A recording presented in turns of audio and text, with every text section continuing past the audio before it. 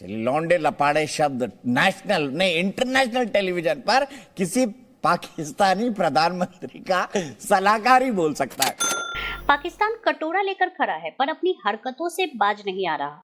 अपने इन हालातों का ठिकरा आरएसएस और बीजेपी पर फोड़ रहा है। इसी पर दीपक चौरसिया ने पाकिस्तानी पत्रकार को जमकर धोया। फखर साहब, ये बताइए सबसे पहले कि आरएसएस और बीजेपी ये करवा रहे हैं पाकिस्तान में सब कुछ, ये कहना है आपके जो प्रधानमंत्री है उनके सलाहकार का। कितने बढ़िया सलाहकार है आपने पास फखर साहब। Thank you. आप भी बता दीजिए, इमरान खान कहीं क्रिकेट खेलने भारत में आते हो, शाखा में जाते हो, तो उसके पते हमको भी दे दीजिए, कुछ पुराने फोटो ढूंढेंगे उनके। नहीं, ये जब इनसे कोई चीज कंट्रोल में नहीं आती तो ये इस तरह के पैंतरे फेंकते हैं और इस तरह की बातें करते हैं जो मेरा ख्याल नहीं करनी चाहिए। कि हालात कहाँ से खराब है ये इनको पता है और कहाँ से ठीक होंगे ये भी इनको पता है।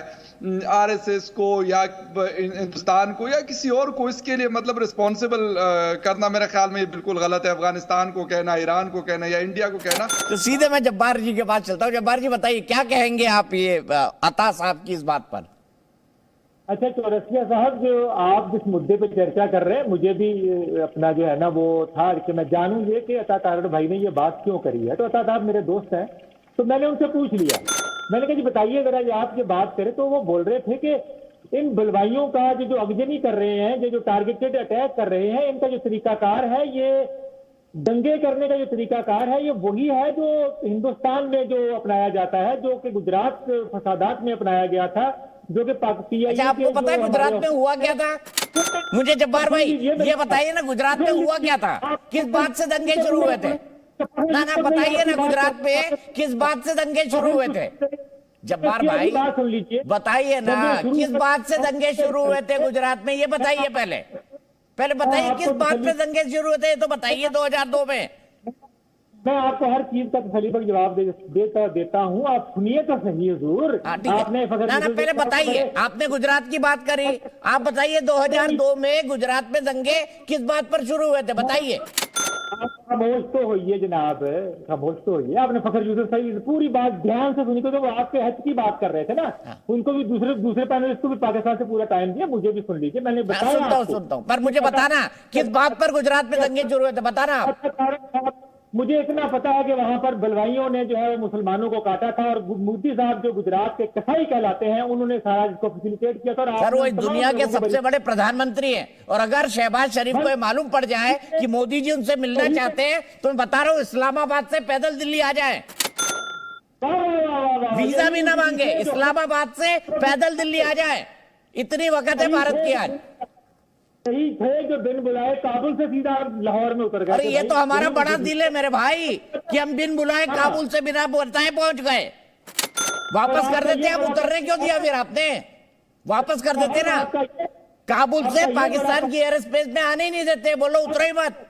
आप सुन ले, आपका ये बड़ापन भी है कि जो मेहमान एक कड़े वक्त में हमारा जो फॉरेन मिनिस्टर है, जब वो आपके यहाँ गोवा जाता है तो वहां पर इतना सा दिल कर लेते हैं, इतनी सी शक्ल बना लेते हैं, ऐसे खड़े रहते तान के जैसे पता नहीं क्या क़यामत आ जाएगी। हाँ, तो हमारे जब अटल जी गए थे लाहौर की बस लेकर, जिसमें मेरा साथ था, तो करगिल आपने ही कराया था, करगिल आपने ही कराया था ना। उसके बाद बताओ ना जब्बार भाई, अब मुझे आईना मत दिखाइए।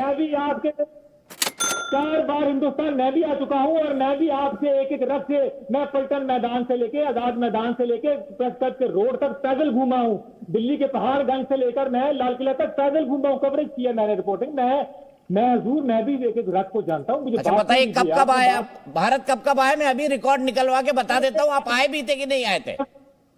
2015 में पोलियो पे रिपोर्ट करने के लिए, आपका इलेक्शन सिस्टम रिव्यू करने के लिए, आपका जो अपना जो रेल का जो अपना प्रोजेक्ट है उसको करने के लिए मैं आपको भेज देता हूँ, आपके अपने रिपोर्टिंग सारी, परेशान मत होइए। 2015 में आपको किसने बुलाया जो आप आ गए 2015 में, जरा ये भी बताइए। और किसने वीजा दे दिया उसका नाम भी बता दीजिए। आप जरा अपना पूछ लीजिएगा, वहां पे अपना वो जेपी सिंह साहब थे, जहाँ पे आपके अपना एक्टिंग। अब अकेला क्यों रहे आप? 2015 में मोदी जी आ गए थे, पाकिस्तान के वीजा बंद थे टोटल। 2015 के 6 सितंबर को मैं हिंदुस्तान के दिल्ली में था भाई, चेक कर लें अपना रिकॉर्ड, आप इमिग्रेशन पे जाइए और जेपी सिंह साहब को फोन मिला लीजिए कि जब बात चल रही चलिए, आप मेरे मेहमान है इसलिए मैं कोई और शब्द नहीं बोलता, और शब्द नहीं बोलता। आप अपनी बात पूरी कर लीजिए। किसने दे दिया? मैं कह रहा हूँ, मैं 2015 की तारीख बता रहा हूँ आपको, इमिग्रेशन को अभी रिकॉर्ड निकाल के बताइएगा। और आपके पोलियो पे मैंने पोलियो कैसे कवर किया हिंदुस्तान में, उसको कवर किया मैंने आपको। मेरे भाई 2015 तक पोलियो, उससे कई साल पहले भारत से पोलियो 100% खत्म हो चुका है। आप क्या लगाने नहीं देते थे टीके कि नस्ल मर जाएगी हमारे खत्म हो चुका है कई साल पहले। पल्स पोलियो अभियान भी खत्म हो चुका है। मुझसे पूछ ले, रिपोर्टिंग मैंने की है, कवर मैंने किया है, रिसर्च मैंने की है, मुझसे पूछ ले कब खत्म हुआ था भाई, ये बता दो। अच्छा, अरे छोड़िए ना सर, मैं अब वक्त नहीं बर्बाद करता आपसे अनावश्यक। अपनी बात कह दीजिए, 30 सेकंड में खत्म करिए, आगे चलते हैं। वीजा देख लें मेरा, आप वगैरह को बड़ा शौक है लगा हुआ हिंदुस्तान का। आप काउंटर वो चीजें करें जो सूट करती हैं आपको। हम मुद्दे पे मुझे पता है आप वीजा दिखा रहे हैं, पता नहीं कौन सी किताब दिखा रहे हैं।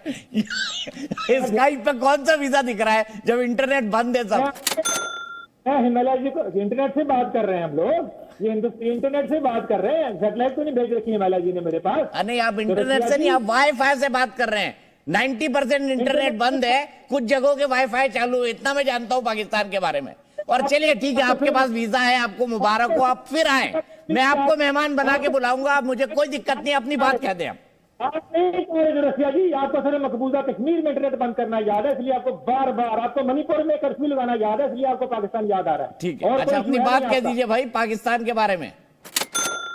जी, पाकिस्तान में हालात बुरे हैं, और जो बुलवाई हैं, जो दंगे कर रहे हैं, वो किसी की भी शय पे कर रहे हैं, चाहे वो फॉरेन की ताकत से कर रहे हैं, चाहे वो कल्ट कल्चर का शिकार हो गए हैं।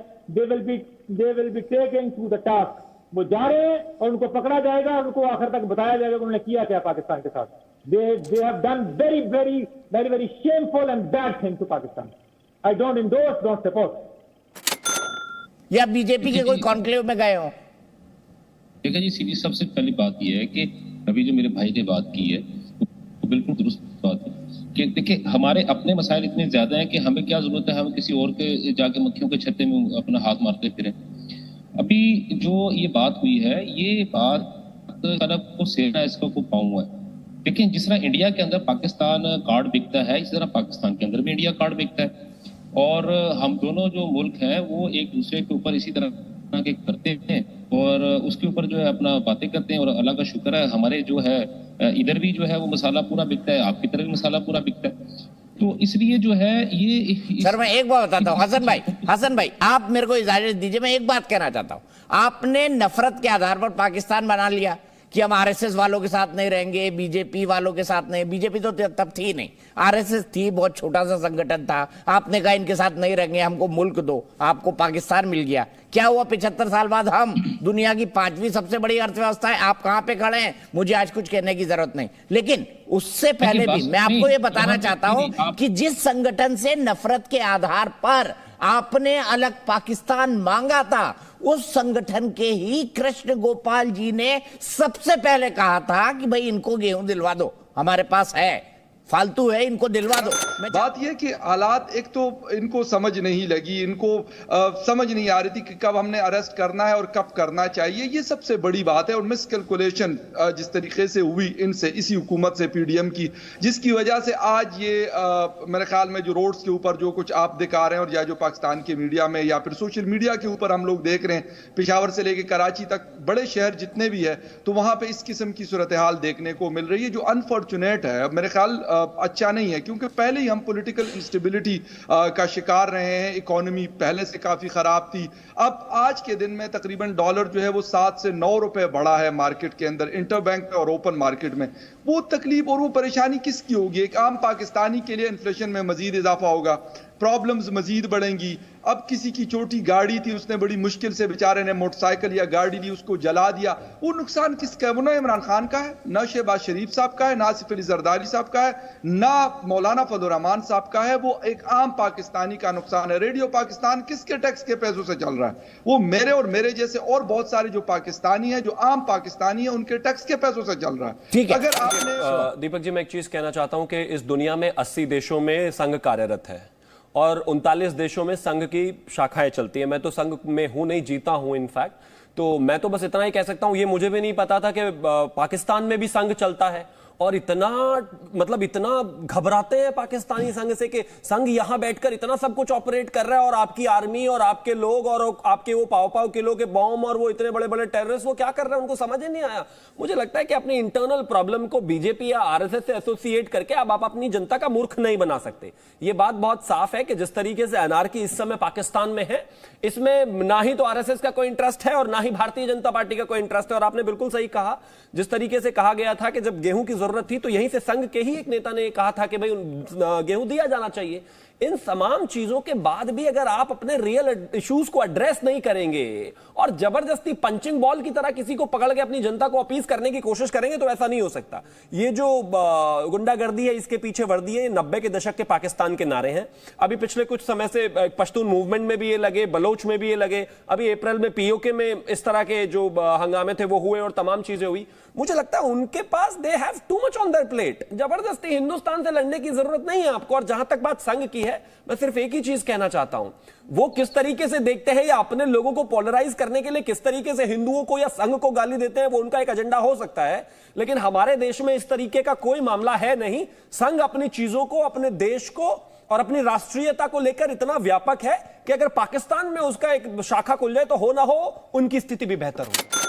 पूर्व प्रधानमंत्री इमरान खान की गिरफ्तारी के बाद मची अफरा तफरी का ठिकरा पाकिस्तान ने भारत के सिर पे फोड़ दिया है। प्रधानमंत्री नवाज शरीफ के स्पेशल असिस्टेंट अत्ता तरार ने दावा किया है कि आरएसएस और बीजेपी द्वारा भारत के लोग भेजे गए हैं जो पाकिस्तान में तोड़फोड़ और आगजनी कर रहे हैं। तरार ने बुधवार को मीडिया ब्रीफिंग में कहा कि जो लोग तोड़फोड़ और आगजनी कर रहे हैं वो भारत से आरएसएस और भाजपा की ओर से भेजे गए हैं। तरार का यह बयान उस घटना के बाद आया जब इमरान के समर्थक सड़कों पर उतर आए। गुस्साए लोगों ने पूर्व प्रधानमंत्री की गिरफ्तारी के खिलाफ सेना के सीनियर अधिकारी के आवास पर धावा बोल दिया। शहबाज शरीफ के स्पेशल असिस्टेंट भारत के खिलाफ झूठ फैलाते नजर आए। उन्होंने कहा कि मुट्ठी भर लोग भाजपा और आरएसएस से जुड़े हुए हैं। उन्होंने कहा कि कल की घटना के बाद भारत में जश्न मनाया गया। भाजपा और आरएसएस के लोग इस जश्न में शामिल थे। भारत में मिठाइयां बांटी गई। कल जो कुछ भी हुआ वो आरएसएस के कहने पर हुआ। मालूम हो कि इमरान खान को मंगलवार को देश के अर्धसैनिक बलों ने उस समय गिरफ्तार कर लिया जब वह भ्रष्टाचार के मामले में सुनवाई के लिए इस्लामाबाद हाई कोर्ट में मौजूद थे। पूर्व क्रिकेटर इमरान खान की गिरफ्तारी के बाद उनकी पार्टी के समर्थक पूरे देश में बड़े पैमाने पर विरोध प्रदर्शन कर रहे हैं। इस वीडियो को लेकर आपकी क्या राय है, हमें जरूर बताएं। हमारे साथ जुड़े रहने के लिए चैनल को लाइक एंड सब्सक्राइब करना ना भूलें।